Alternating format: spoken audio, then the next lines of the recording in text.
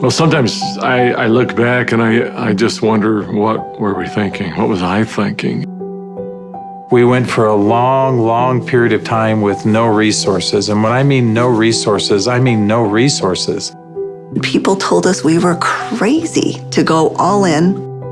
Is this really going to work? I think some of the most beautiful things can emerge through trial and through difficult times. I had been a physician for a long period of time, and I'd had a patient who came to see me, and they would ask me, Dr. Hill, what do you think about the essential oils? And I made the mistake one time of saying, I think that's one of the craziest things I've ever heard. She looked me right in the eye and she said, I am so disappointed to hear that, because that's done more for me than you or any of your colleagues or anyone has ever done for me. And it intrigued me. And over time, I became more intrigued. I became involved with essential oils. And now for the last several decades, this is all that I have focused on and all that I have done. I remember when I first came into the essential oil industry, I thought they were voodoo oils. I thought they were really, really strange. It wasn't long before I started using oils on my kids, and I was amazed at what I was able to do and how it empowered me as a mom to take charge of my family's healthcare. So I was a huge skeptic. Parents were educators. My father was a professor of physics. So I just wasn't raised with anything but allopathic Western medicine. I learned over the years how effective they were and can be, especially if they're pure. When you make a claim that your product is 100% pure and you don't know that it's 100% pure, that's an integrity problem. I sort of made this conscientious decision. You have to, as a human, recognize that you have an obligation to help and to serve other people. After working 10 years in the essential oil industry, I found myself leaving for integrity purposes because I knew that essential oils had to be pure. The desire of my heart was just to go home and raise my children. I've tried all the essential oils out there. There's nothing that meets the quality standards our family needs to use for our health care. And it was in that moment that I knew, stop thinking with your head and start thinking with your heart. It all came together, and I had such a grand vision of going out and finding the world's most pure, most potent essential oils and educating mothers like me how to take charge of their health care. So it was in that moment before fear took over that I picked up the phone and I called Dave. And Emily Wright called me at the time and just said, what if we could go out and source the most pure essential oils on the planet and bring them to the world in a mainstream fashion? And he got really emotional. And Dave doesn't get emotional. And actually it was that right then and there. That was the genesis for me. And I just kind of felt strongly like, yeah, we're going to start a company. So I hung up the phone with Dave. I picked up the phone and I called Dr. Hill. And as I called him, I still remember he kind of giggled. And I said, Doc, this isn't funny. I'm serious about this. What if we could go out and find these pure oils like we've always wanted to do? And what if we could educate people to really understand the power behind these oils? And he said, no, Emily, I'm not laughing because I think your idea is crazy. I'm laughing because I was just getting ready to call you and ask you the very same question. It started with an initial little small meeting in an Italian restaurant in the far corner, and we met for 5.5 hours until they finally kicked us out of the restaurant because we weren't buying food anymore. And we just started to dream.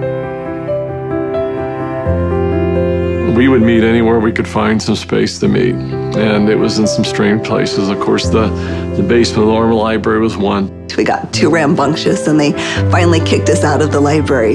Sometimes it was in the basement of our homes. I remember not telling my kids, that I was unemployed and starting a new thing, but the dad was working on a project in the basement. As I did the business plan, I started to realize that This was going to be big. I just knew that with such a good team and product that had changed our lives, we felt like this was going to be significant.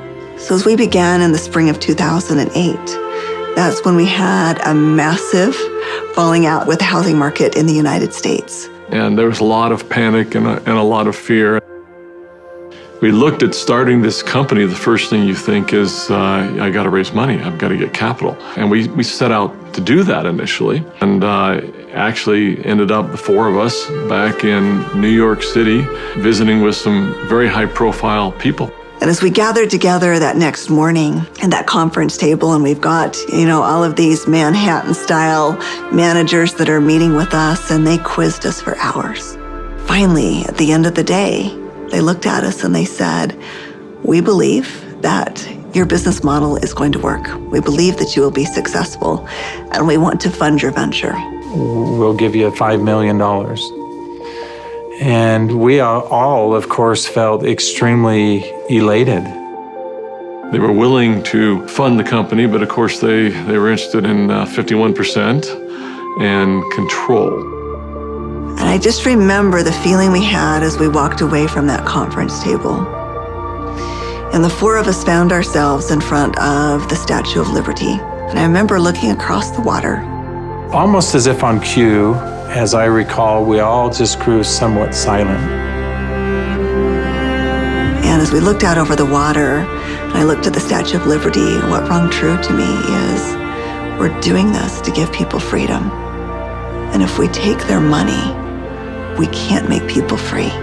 And we can't make this dream that we have a reality, because they'll never allow us to bring the quality of essential oils that we know we have to light. Because they'll be looking for an exit strategy, they'll be looking for a return on their investment, and that can't be part of the equation. I remember standing right next to Dave Sterling, and Dave looked at me, and in kind of a somewhat shocking way, he asked me, "How much money do you have, Doc?" And I said, I don't know. And he said, "How much can you pull together?" And I said, "I don't know." And he asked each one of us in succession, and before we left the park that afternoon, we had made the decision that we were unable to take any resources from anybody, and instead, we would all leverage everything we have. We took the equity out of our homes, we cashed out 401ks, we liquidated everything we owned in order for this dream to come to fruition. And so as I expressed this to my wife, I remember very clearly, she just looked at me and said, "Well, I trust you. You'll take care of us, and we'll be fine." And we had family members even come to us to say, "You're foolish. Your family is going to be homeless." So we went all in, everything. We didn't hold anything back. We thought it would be for just a couple of months that we went without any income, but it was 13 months. Those final months, we're eating almonds and yogurt and telling our kids they can't go to dance practice and they can't play sports because we don't have enough money. But having that belief that it was all going to be worth it. And I remember a day that we had $5,000 left in our account. $5,000 because we just put together this big oil order. And we didn't know how we were going to make payroll. We didn't know how we were going to make commissions. And just to see how doors open every single time, as long as we continued to step forward, the doors open. People ask me sometimes, how are you guys able to do what you did? And, but everybody rolled their sleeves up and we did every job. We did this job, this job, this job. I was supposed to go out and find these precious oils. So I started calling people, and every single person would say, "Of course, our oils are 100% pure." And that's when I realized almost all essential oils that are sold out there are sold through brokers. These brokers were very smart people, often having very sophisticated labs. And the oils were almost always changed. Most were not pure. Most were synthetically created. I had probably 100+ different samples that had been sent to my home. And every time we would meet, Dave, Dr. Hill would say, Emily, have you found the oils yet? I'd have to say, not yet. Like, are we going down the right path? Is this really what we're supposed to do? And I remember one beautiful day, I opened up my doorstep and 5 oils showed up all on the same day. It was frankincense, lavender, tea tree, lemon, and peppermint. As I smelled these bottles, I called up Dave and I called up Dr. Hill and I said, I found the oils. I brought my camera because that was going to be a moment that I wanted to capture. And we pulled the lid off and smelled it. We were confident that these were the purest oils on the planet. I remember that first discussion we had. We talked about the culture of the company. What type of soul do we want doTERRA to have? And we realized that these oils are experiential. And we realized it had to be a person-to-person model. We had to bring people together. We've got to have a culture of giving back. We have to have a culture of caring. Locking arms with the people who are putting the seeds in the ground, who are harvesting these products. It's making sure that their needs are met. As I look back on it today with doTERRA, it's overwhelming to me to see the impact it is around the world. There was a lot of sacrifice, but again, those are days we look back on, with some pride. Sacrifice is a really important piece. Today, we've empowered nearly 8 million families all around the globe. We're now filling 315,000 bottles of oil every single day. And just to think about it on that scale just warms my heart, knowing that every single bottle is changing somebody's life on both sides of the bottle. I believe every single person in this world needs essential oils. Essential oils are the great equalizer. We have single-handedly changed the acceptance of essential oils in science and in medicine.